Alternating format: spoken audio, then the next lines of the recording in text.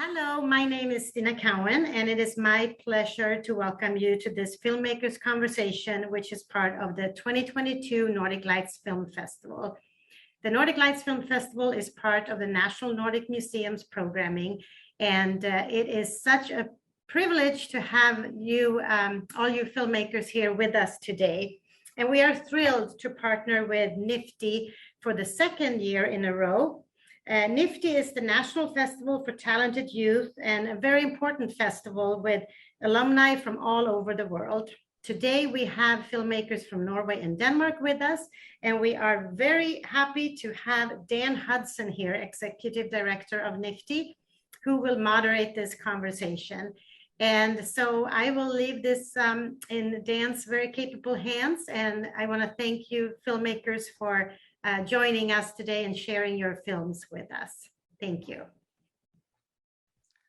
Thank you, Stina. As Stina mentioned, this is our second year officially collaborating with Nordic Lights Film Festival, but have been friends of the festival for a number of years, and I've known Stina personally and professionally, so very excited to be invited back to produce some programming for this year's festival, and super excited that COVID times have made it possible to reunite with some of our alumni who we haven't had a chance to see at the festival or in Seattle in a few years.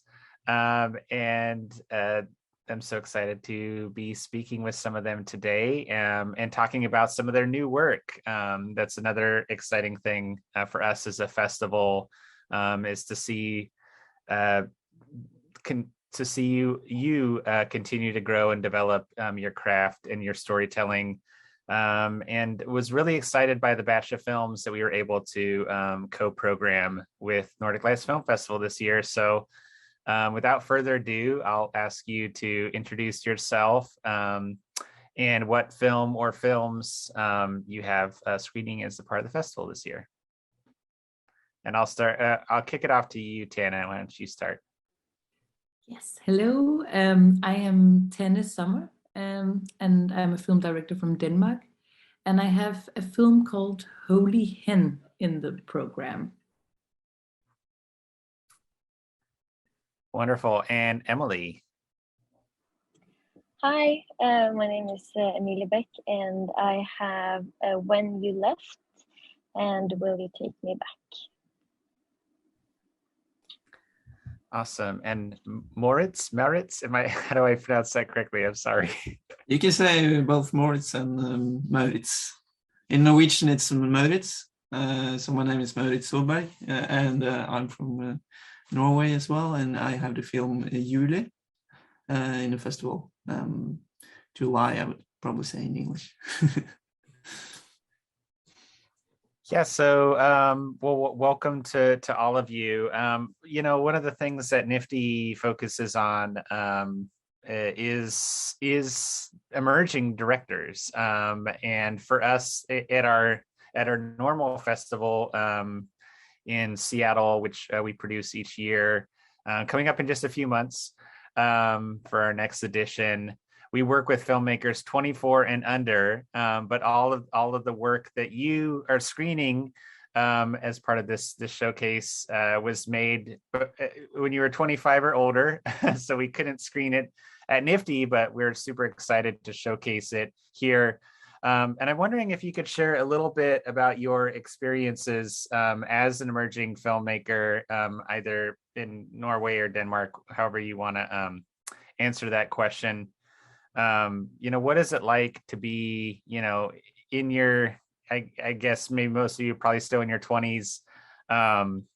What does that journey look like? Especially because I'm curious, because these are all such very accomplished and very high quality short films. So what does it look like to continue to create short films in Norway and Denmark, maybe after you're a student? Kind of what opportunities have you been exploring as you're still emerging, or however you want to define an emerging filmmaker. Maybe you feel like you've already emerged, so maybe that's the wrong question to ask. But yeah, I mean, what is your kind of journey the past few years after you've sort of left the sort of nifty age, you know, what drew you to continue to work in short films for these current projects? And I'll kind of start the same order maybe that we started with and go to you first, Tanne. Yes, I feel like we have a lot of possibilities in Denmark for young filmmakers. There's a lot of different film schools that are like really good, like Station Next, and like there's a lot of film schools for teenagers, which is very nice, and I learned a lot from these schools. It's a bit more difficult when you get older because Denmark is so small and the film industry in Denmark is so small. So there's only like 3 people who always gets the big directing jobs. But I feel like it's slowly changing now because of all of these, you know, youth talent film schools. So I feel like, yeah, there's an opening for us new directors now. So that's really nice. And Emilie? Yeah. In Norway, it's also kind of the same. Like we have a lot of good schools, and we have a lot of good programs, but it's also very up to you, that you kind of have to get to know the people in the industry, and you also have to push your projects forward. And it kind of feels like it's getting harder and harder the older you get, because people expect more, and you know, people have to get paid and all that. So in the last couple of years, I've been working on longer and feature projects, and it's taken longer and longer between the projects to develop because people don't do things for free or cheaper anymore. So yeah, it's more challenging, but it's also a very good time to be a female director these days, because we're also it's important to tell the female stories out there. So that's, yeah, our government is very, they think it's very important. So we have this 50-50 kind of arrangement that you can apply, and if it's a boy, a girl, or a man or a woman are equal, then they prefer that the woman would get to try to make their own film to get more women into the directing industry, or yeah, to direct. So awesome. That sounds like a really cool initiative. I would love for there to be some more government support in the States. Yeah, it's very unique because not many countries have that, but we can apply to a lot of funds. So we can actually go to film festivals like I'm on my way to, and the government will pay to help you to get there and screen your film. Awesome. And Mauritz, you're also based in Norway, right? What's it been like for you as an up and coming director? What support and opportunities are you seeing? Well, it's I think just like in a couple of years, we see that the demand for smaller, it's easier for a new director to direct something like a small TV series now than it was 5 years ago. So there's definitely a lot of different platforms coming. There's more possibilities to make a film than it was like 5-10 years ago, and it's more unconventional, untraditional. But you know, like getting to finance a short film is always difficult, and it still is, because there's still no platform for the short films like there is for the TV series and the long formats. So I guess it's like the film I had, the film Julie, that's in the festival now. We had like 3 different rounds applying for funds before we got anything. So it's like I guess it's a combination of talent and persistence, and also a bit of luck if you want to make it. I think, but. Yeah, Tanne, I'll come back to you real quick on the financing question for short films in Denmark. Mauritz and Emilie are expressing that at least in Norway, there's kind of more opportunity and financing available for features and series. How are you able to put Holy Hen together post being a student? Like you don't have as much support perhaps once you're out of school. Yeah, we can apply for funding at the Danish Film Institute, but I actually figured out that Denmark is the only Scandinavian country that doesn't give as much funding for short films as the other countries, which is really sad. I don't know why. We can only apply for like $5,000 at most for short films in Denmark, and that's not a lot. So yeah, it's about trying to apply in like different places and get some sponsorships and stuff like that, and just like be friends with everyone so you can get stuff for free. Yeah, Emilie, I believe that you mentioned that you are currently developing some bigger projects, and one thing that I've noticed a lot of in the States recently, in the past few years, especially through platforms like Netflix, is a huge increase in Scandinavian work imported to North American audiences, and I'm wondering if you're seeing. Like is that something that you, all three of you, are looking to move into more, especially more the episodic space in particular? Seems like series especially are in high demand from Scandinavian countries for US and North American audiences right now.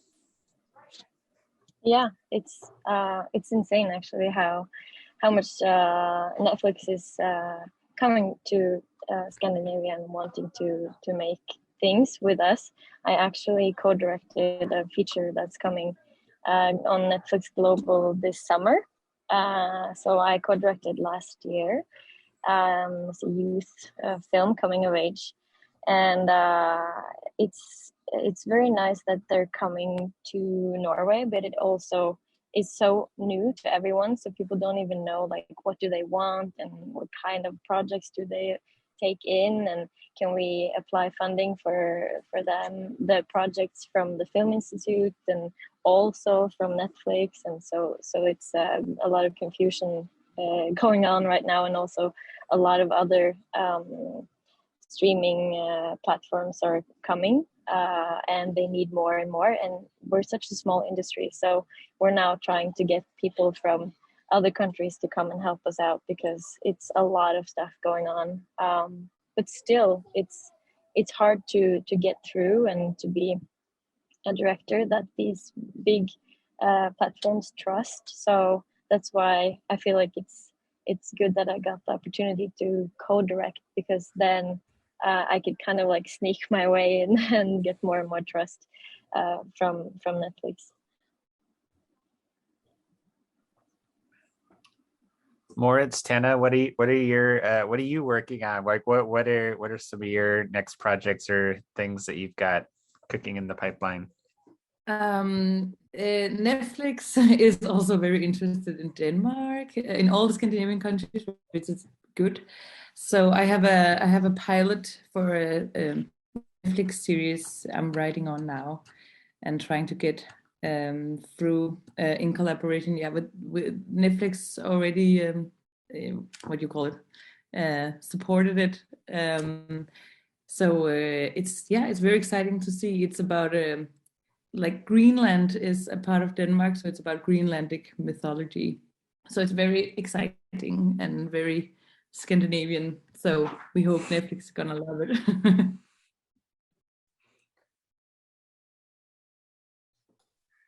Mauritz, do you want to share any you don't have anything. I don't want to pit you together, like comparing who's got the Netflix deal. I don't want this to turn into that, but No, I don't have any deal with anyone yet. But I'm actually running a production company in Norway. So we have a lot of different projects that we're trying to sell and to pitch. So we've got some support from the National Film Institute for developing ideas and such, and trying to find a possible platform to to make it with.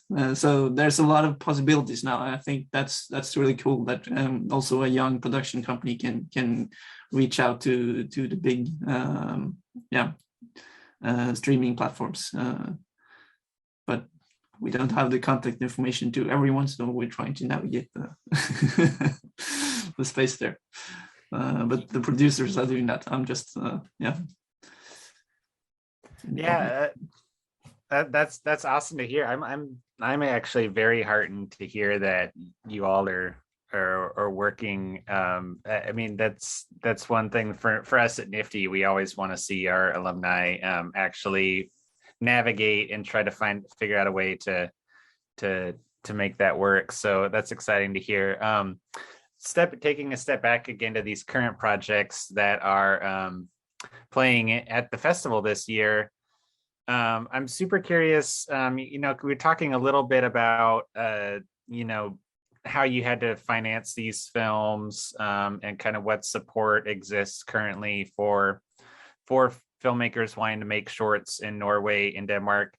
I'm kind of curious to hear a little bit about where have you screened these films? Kind of like what was your festival approach or distribution strategy to kind of get these out? Like where have your films been seen outside of this festival, of course, with some US and North American and Seattle audiences finding them here?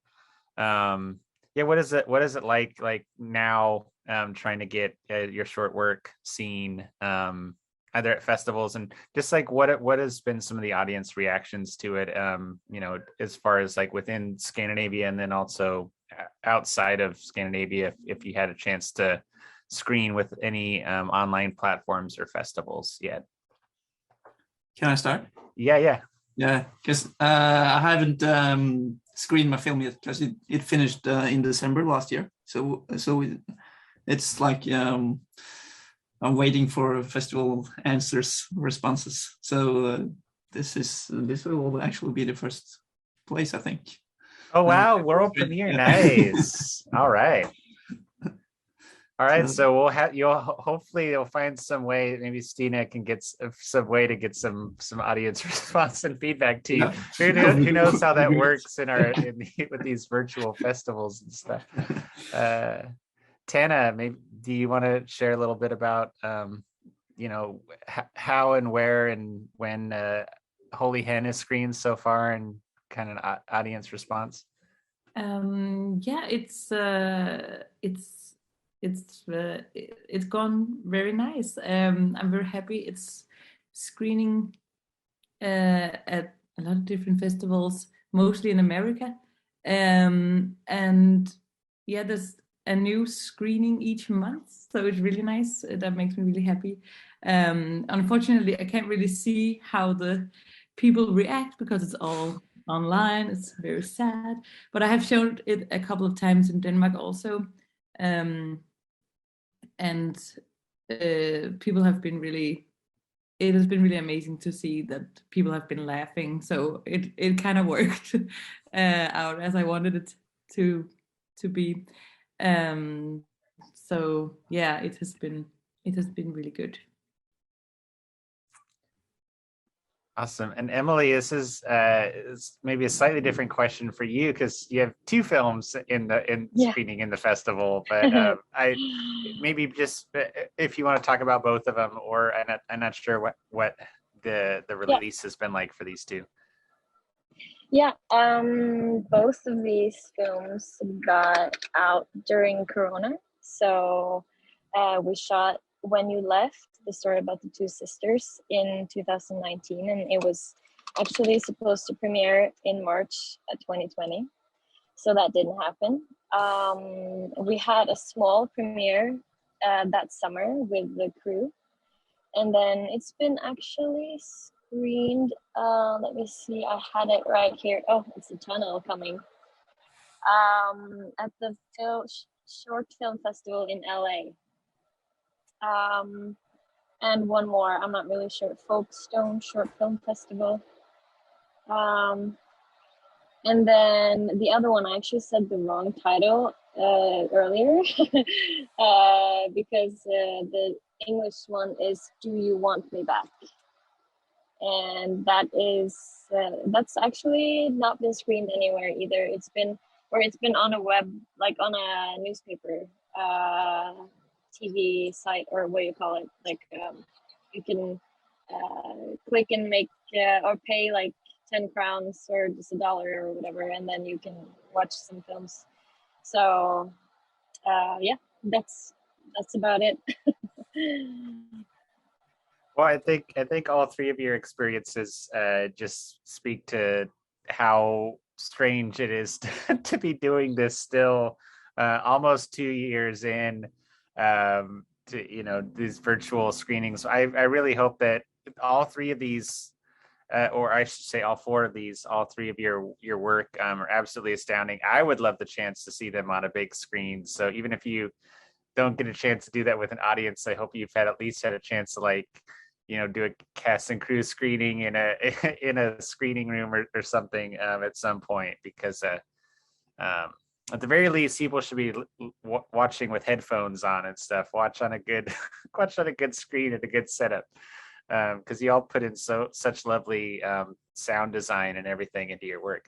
Okay, now I have some questions for each of you, kind of individually, to take a little bit deeper dive on your films. So just by random, I kind of already have these in order here. So I'm going to come back to you, Tanne, and talk a little bit about Holy Hen.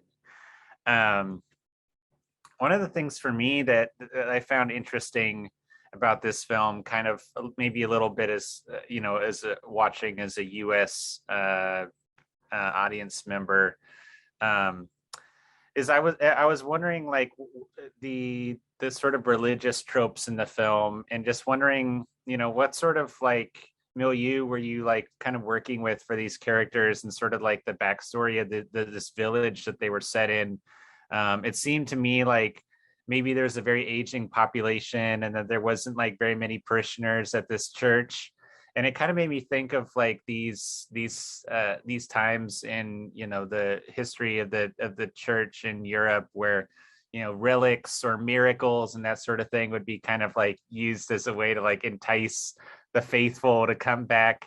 But you didn't quite use that as a plot point in your film per se. It was really, the miracle was kind of just kept to this couple. So I was just kind of curious, what were the sort of themes and sort of jumping off point for you exploring this story?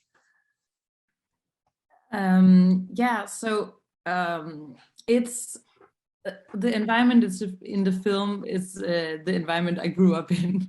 I grew up in a very Christian family out on the countryside in Denmark, and both my parents worked in the church, and so did I.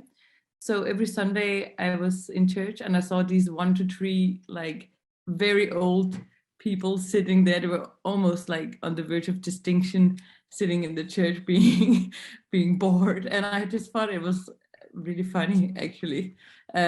So I felt like I needed to make a film in this environment. It was very comedic, and also a bit sad that no one really believes in anything anymore. It's not because I'm very Christian or anything. It's just I feel it's kind of beautiful to believe in something. So I thought that would be a perfect setting for a dark comedy like this.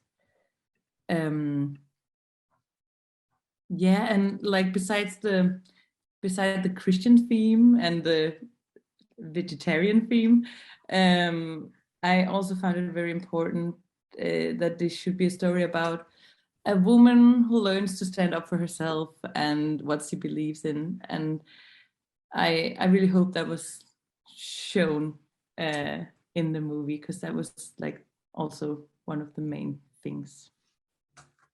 Yeah, speaking of that, and I'm not familiar with the actress's name, but Bodil, which I think the character's name. For her in particular, the film really does seem like it's about her, and there's this arc where she sort of has this like status switch with Gert, the husband, like over the course of the film.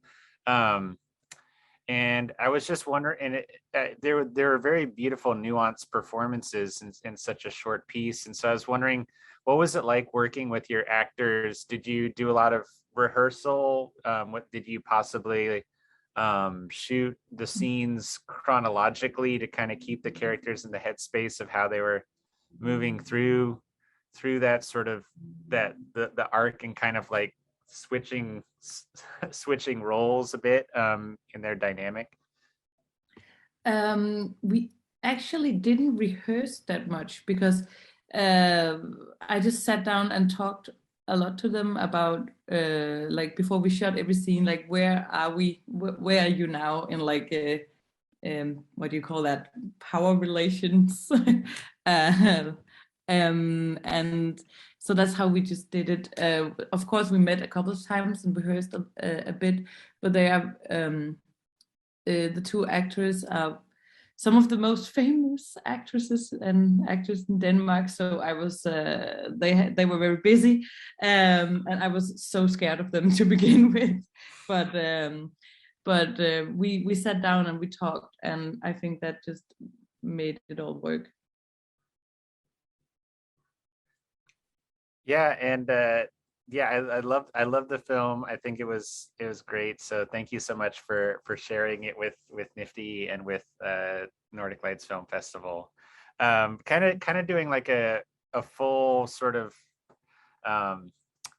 switch as far as like the very old established actors. Emilie, you in particular worked with some very young actors with when you left, and I was wondering if you could share a little bit about what it was like casting those two young performers and finding that. Yeah, it was so much fun to try to find these girls, but it was also very hard.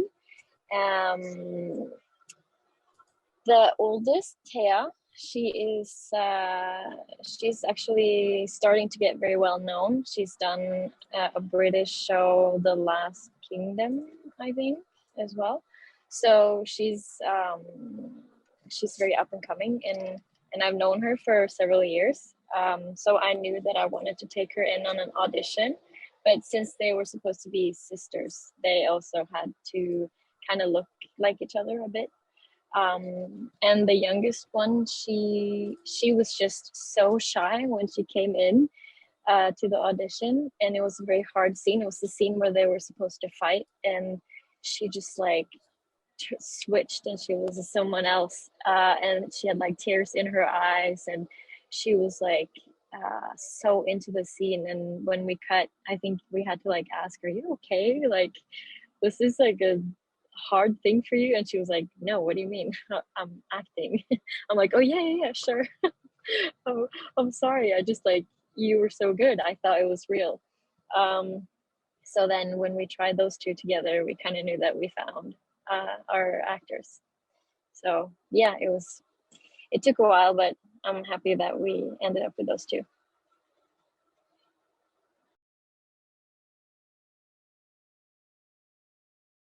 And speaking of those two characters being sisters, that's something that you like really hold as a mystery. In fact, you kind of have like multiple points of like mystery and reveal.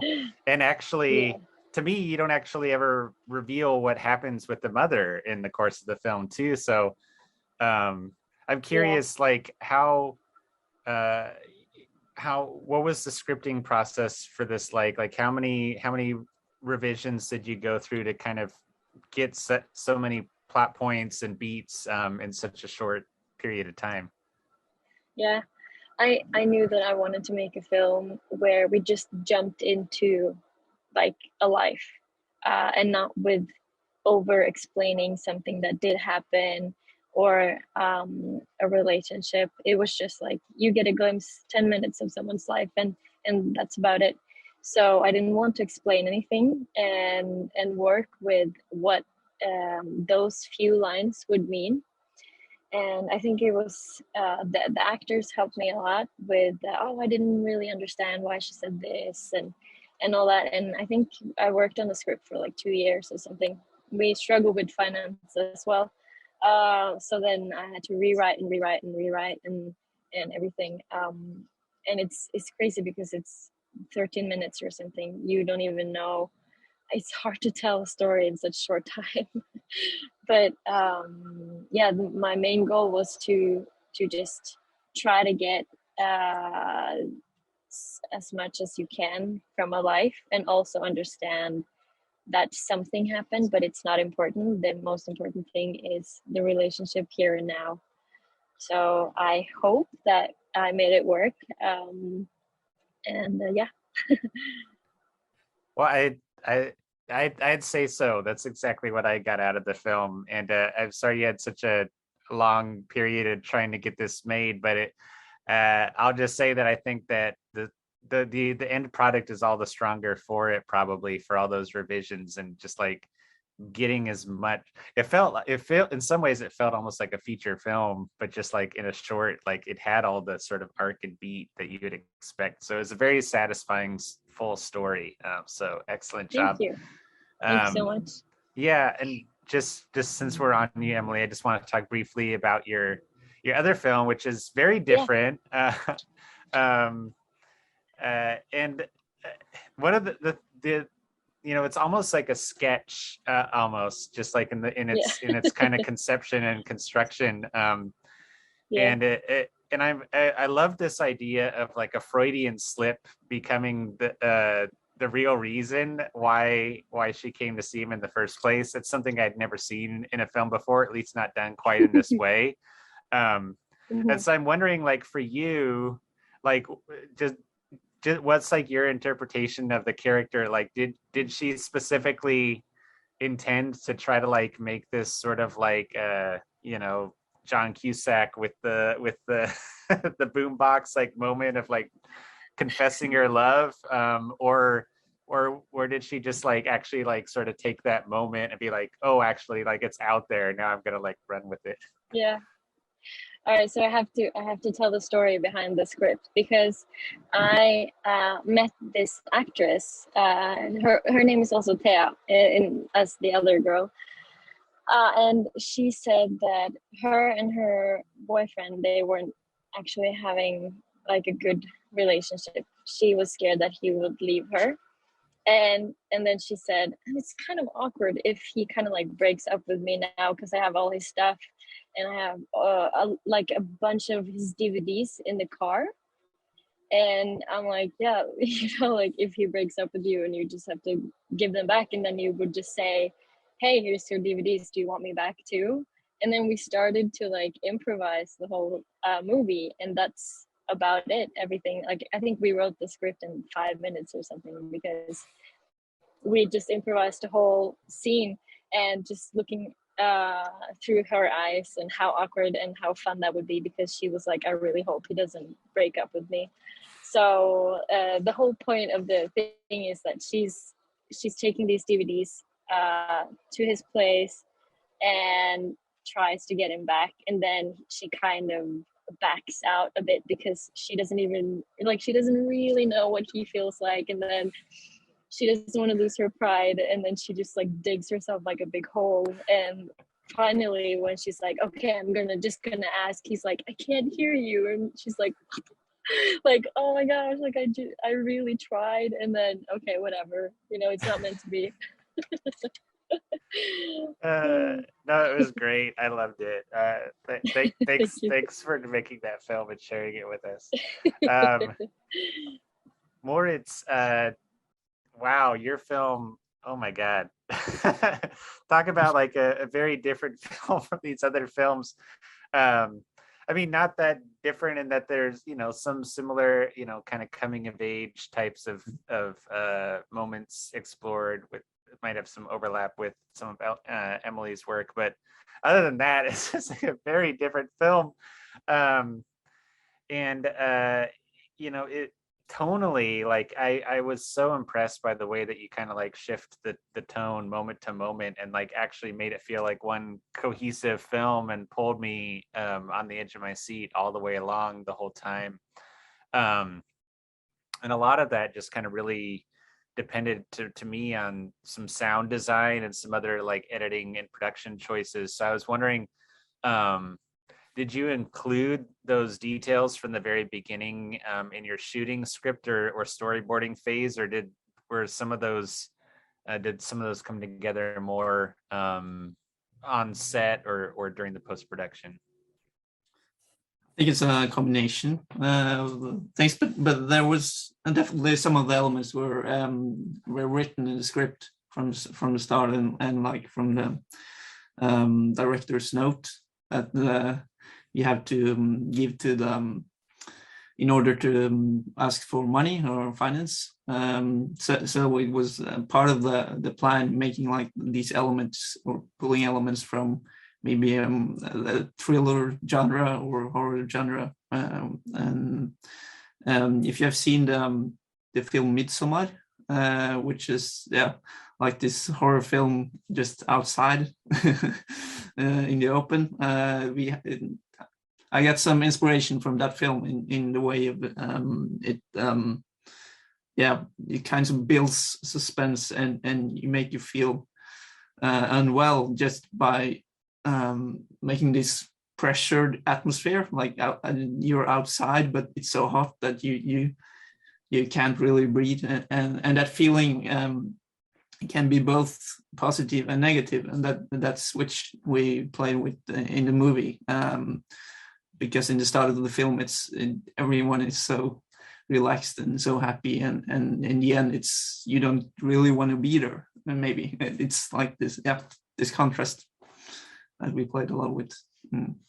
But also in the sound side we played a lot with building out the universe, like when they're at the house in the scene that's a one take scene. We used a lot of sound design to be able to put characters which we don't see like behind the house and stuff like that. But there was no one behind the house, so we had to make that in the sound design. Yeah. This is anybody watching this that didn't watch on headphones, go back and rewatch Mauritz's film with headphones. Speaking of like that sense of pressure and atmosphere, adding to the tension, you start the film and end the film underwater. And I was wondering, like, what was the sort of inspiration behind that, and was that just like making use of this sort of summer setting, and like they're already going to be swimming? I don't know, that it just really felt like there's like I felt like these characters were like on the precipice of like a verge of like anything was possible, like both their lives ahead of them, but then also like just in this moment. I don't know if you wanted to speak to it, starting and ending the film underwater.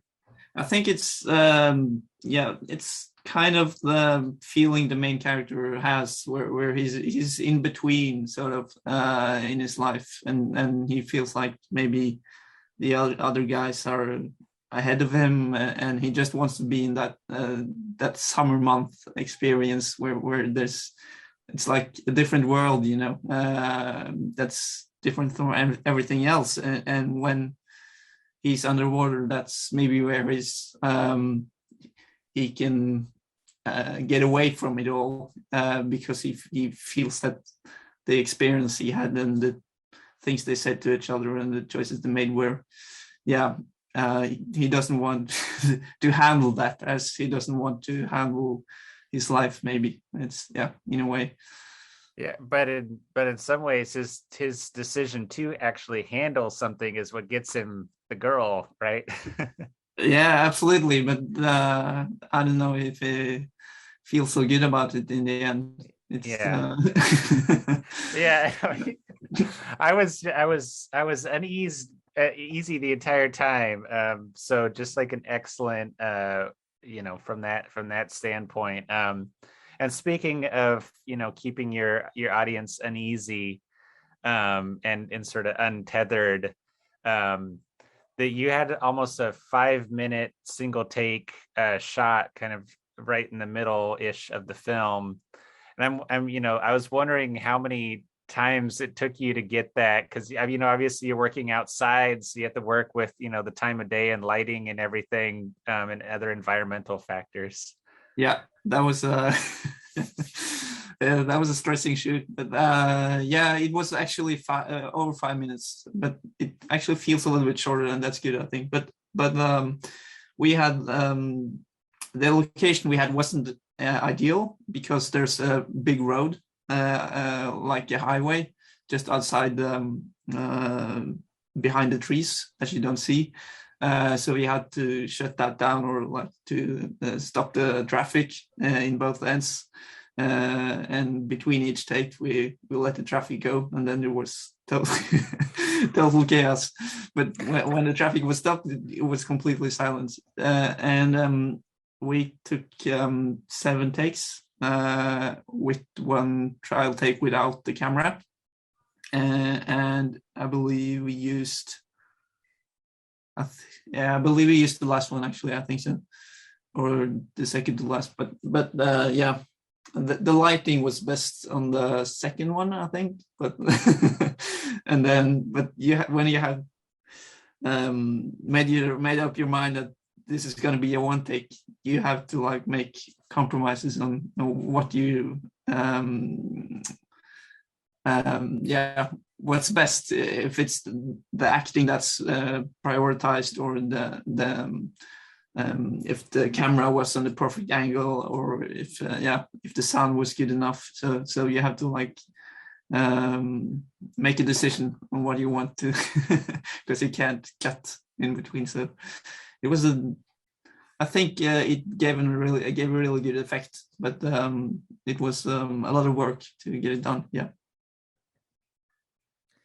Well, it was worth it in the end. I'm so surprised to hear that Yuli hasn't been screened at more festivals yet. So I really hope that it continues to find some audiences, because it's a great film, as is everything that is playing in this showcase. I want to thank Stina and the team at Nordic Lights Film Festival for collaborating with NFFTY to bring to have a reason to reconnect with all of you, and to see your new work, which was all really exciting.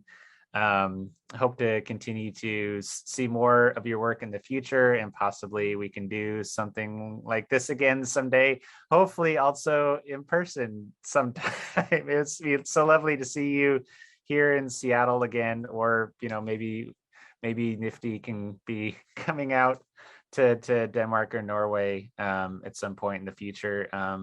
But thank you, Tanne, Emilie, and Mauritz, so much for sharing your films with us this year. And thank you for joining me for this conversation today. Thank you so much for sharing the film. Thank you.